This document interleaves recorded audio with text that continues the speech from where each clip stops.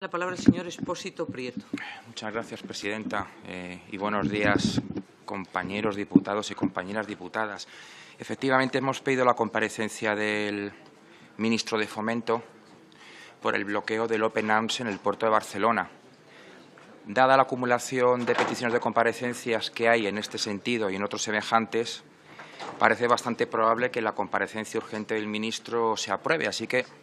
teníamos la voluntad de ser breves en esta defensa de nuestra petición de comparecencia. Vamos a ser breves, pero no tenemos más remedio que decir que qué paciencia hay que tener y cuánto cuesta mantener la paciencia cuando, frente al hecho de que el mar Mediterráneo se está convirtiendo en una fosa común escandalosa, un hecho frente al que la historia nos va a pasar una factura muy grave,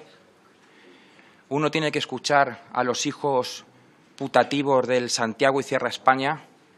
gesticular y decir frases ocurrentes, como si la fosa común del Mediterráneo fuera una cuestión de Cierra España y de dar titulares chistosos. Vamos a ser breves en esta comparecencia, en esta solicitud de comparecencia, pero ya nos gustaría que el ministro viniera no solamente para decirle al ministro las cosas que pensamos sobre efectivamente su errática política, pero nos gustaría que viniera también para decirle algunas cosas a las derechas de esta Cámara. Solicitamos la comparecencia, como decimos, por el bloqueo inicialmente del Open Arms, impulsados también en lo más inmediato por la carta que el Ayuntamiento de Barcelona y su alcaldesa Ada Colau dirigieron al ministro por este mismo asunto, y por la intervención de Óscar Camps, el fundador y director del Open Arms, la intervención en el acto público en el que recibió la Medalla de Oro al Mérito Cívico, donde Óscar Camps llamó al Mediterráneo el corredor más mortífero del planeta, y eso es lo que es en este momento el mar Mediterráneo, el corredor más mortífero del planeta. Nosotros mismos, con fecha del 23 de enero, hace poquitos días, hemos dirigido al ministro Ábalos y a la vicepresidenta del Gobierno una carta sumándonos a la solicitud de desbloqueo del Open Arms en el puerto de Barcelona. Como sabemos también, posteriormente, el Aita Mari ha sido también bloqueado en el puerto de Pasaia. El ministro dice que se trata de un bloqueo, de una resolución para impedir que puedan zarpar de carácter técnico. Es evidente que es una decisión de carácter político por parte, no sabemos si específicamente, concretamente, del ministro de Fomento, o es una decisión política conjunta del Gobierno. Eso es lo que nos gustaría que viniera a explicar. En esa carta le solicitábamos justamente al ministro que viniera a explicar por qué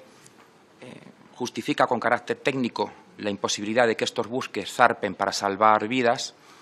y también le queríamos preguntar cuando deseablemente venga con carácter de urgencia, le queremos preguntar también por qué, cuando ocasionalmente facilita las tareas de estos buques, lo justifica con carácter humanitario cuando, como muchísimos especialistas y organizaciones implicadas en la materia, como es el caso del profesor Javier de Lucas, una de las mayores autoridades europeas en la materia,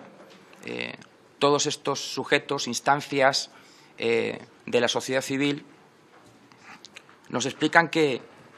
los náufragos en el mar Mediterráneo están protegidos por principios básicos del derecho internacional del mar, y nos explican que las personas a la deriva en el Mediterráneo son no solamente sujetos pasivos que tengan que estar a la espera de nuestra